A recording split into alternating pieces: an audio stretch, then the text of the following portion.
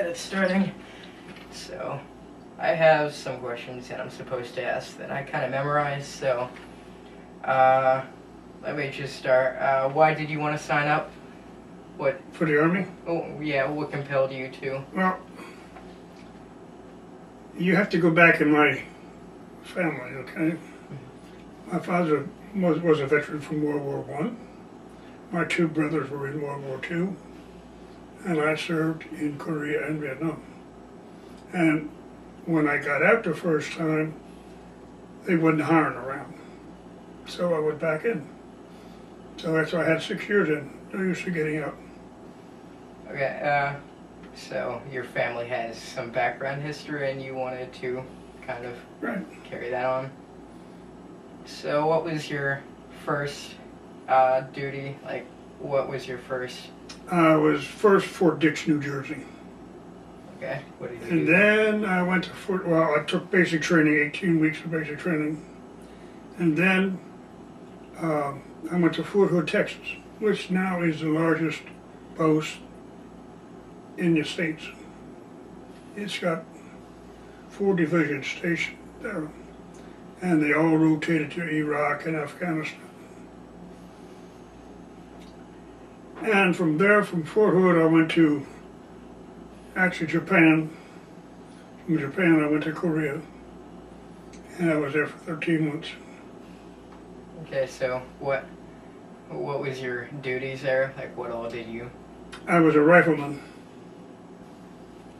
In other words, the division I was with was the 7th, and they had infantry, artillery, engineers, and the tank corps assigned to the division. And we landed at Incheon. We made an amphibious landing at Incheon. We went from Incheon to Seoul. From Seoul, we went back to Busan and got on boats, and then we made another amphib landing in North Korea. I don't know if you heard of the Frozen Chosen or not. I don't think I have. Okay. Do you mind telling me what that is? It was a hydroelectric plant on the river of the Frozen Chosin Reservoir. And there, the Chinese entered the war. And they outnumbered us about 50 to 1. And we made not a withdrawal, a strategic withdrawal south. And they weren't well behaved. They had tennis shoes on. A lot of them froze right where they were. We were evacuated from Hamnung, which is a seaport in North Korea. And if you made it to the seaport, then you got evacuated. But the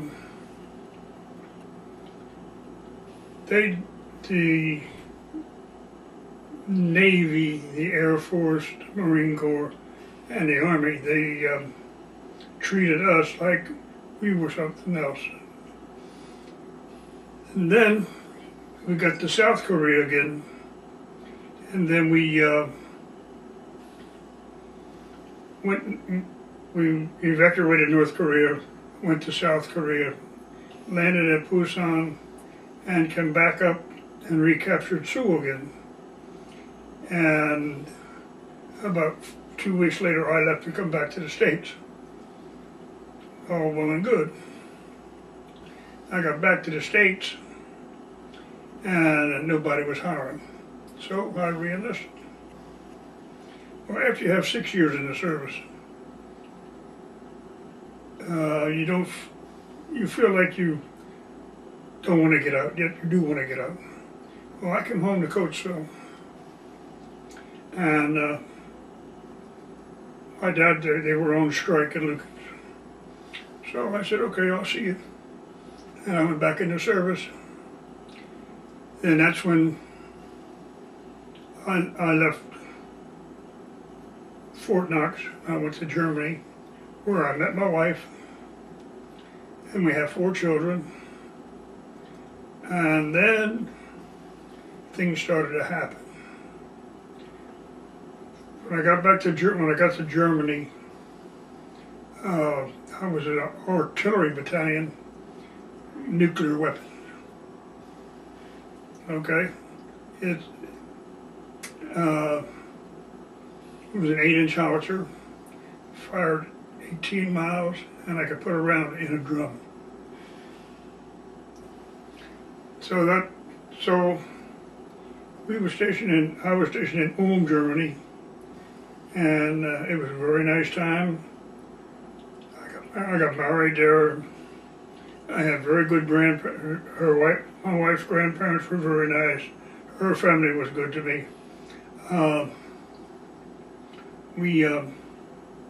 We got back to the States,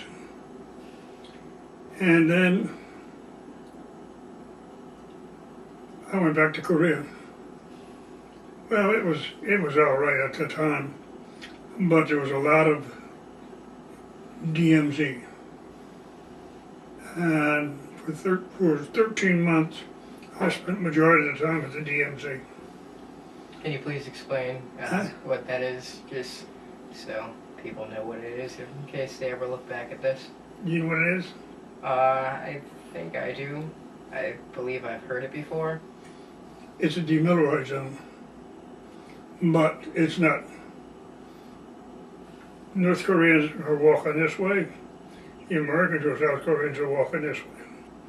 And while I was there the second time, they found a tunnel coming into South Korea. Well, they blew it up.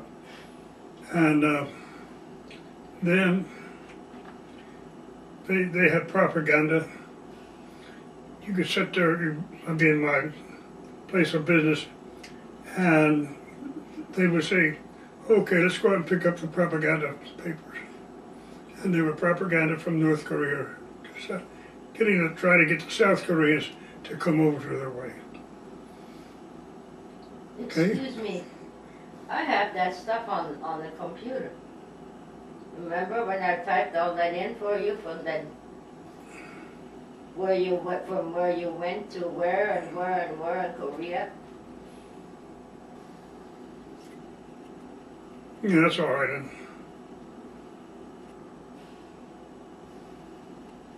And then we had, then I come back to the States. You can take a look at it. Yeah. I don't need it right now. Is it okay? Yeah. You don't want to see it? Uh, No, get back out of it. I don't know. I don't know Yeah, what you need. If I get it printed, because I also have to write a transcript of this, like word by word. Okay. So I send it in. So, That's okay mean, then.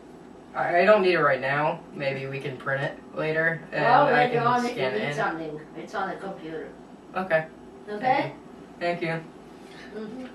Then come back to the States for a while, and then I left and went to Vietnam.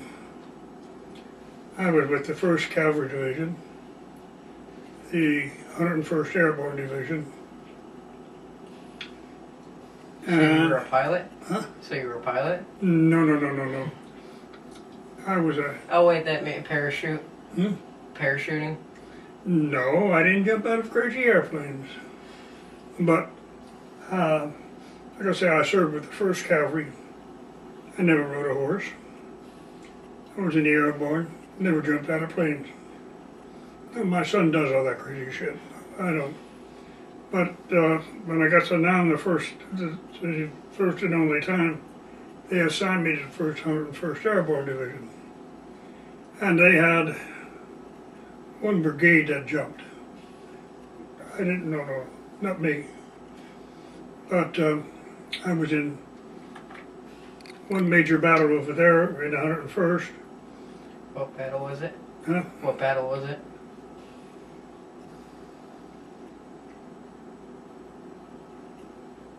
I'm trying to think of the name of the. Oh, my stuff says they kind of want it in like detail, so I'll kind of revisit stuff that you talked about, like the Frozen and Trozen, was it Mhm. called? So, can you like describe what happened? And Oh, okay. The Frozen Chosen is a hydroelectric plant in North Korea. And the Chinese entered the war at that time. Well, MacArthur said we were going to be home by Christmas, which we wasn't. It was 45 below zero. And that's cold.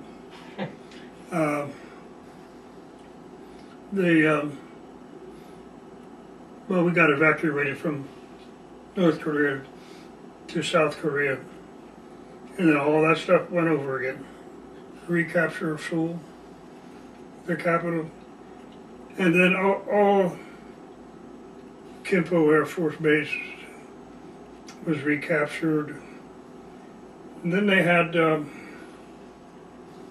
I was getting ready to come back to the States at the time, and like I say, war is hell.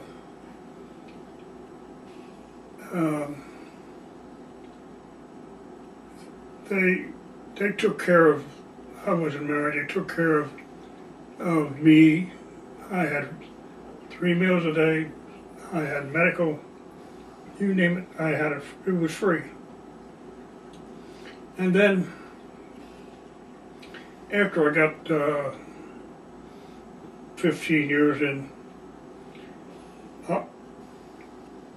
No, I had 20 years in when I went back to Korea. Korean is very modernized.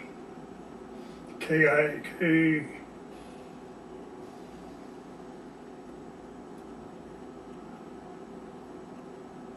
Yeah, Korean International, KIA. Korean International Autos. They, at one time, South Korea had nothing. And the Americans built it up as a democratic nation. And now they're one of the richest nations in the world. And every year they send, South Korea sends veterans from the Korean War over to Korea where they were and stuff like that. I haven't went and I don't want to go. So what else? Well, how was it being like an infantryman? Was it scary? What were you feeling like? What it was to be an infantryman? Yeah. Well, you carried, I'd say, the rifle itself weighed 9.5 pounds. You carried, if you have food to carry, you have pockets. We had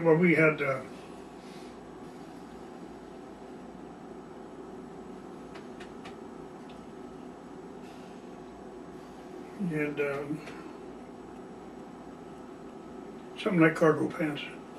They had pockets on the side, and one thing you did carry at all times was your first aid kit. And you carried your meal. You might have sea rations. Breakfast, dinner, and supper, put them in each pocket, and go on. You didn't know when you was going to eat, or how you was going to eat, but they were good cold. Then we had sea rations to start with, World War II sea rations. Did they taste good? Actually, they were good. Then we have what they call 5-in-1. 5 men in your platoon, and you got to carry the rations for them. They come in cans like this here, and some of them were good, some of them, but I always traded mine off for something better. But like I said, we had